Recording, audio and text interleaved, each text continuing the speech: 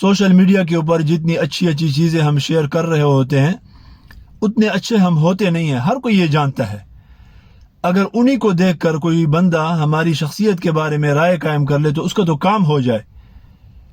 ये सब चीज़ें हम दूसरों के लिए शेयर कर रहे होते हैं, अपने आप को मुखातब नहीं करते। हमें दूसरों की इस्लाह की हमेशा फ़िक्र होती है, अपनी इस्लाह की फ़िक्र नहीं होती। मसलन हम जब किसी अखलाकी कमज़ोरी के बारे में पढ़ते हैं या देखते हैं तो फ़ौरन हमारे जहन में आता है कि यार फ़लाँ बंदा जो है ना इस अखलाकी कमज़ोरी में मुब्तला है। अपने आप को नहीं देखते कि हमारे अंदर तो ये नहीं है। मसलन एक हदीस हम सुनते हैं कि आयतुल मुनाफिक़ सलास, मुनाफिक की 3 अलामतें हैं, इज़ा हद्दस कज़ब व इज़ा वअद अख़लफ़ व इज़ा अ'तुमिन ख़ान, कि बात करता है तो झूठ बोलता है, वादा करता है तो वादा खिलाफी करता है, और अगर उसके पास अमानत रखी जाती है तो अमानत में खयानत करता है। जब ये हदीस सुनते हैं तो हम अपने आप को नहीं देखते कि क्या मेरे अंदर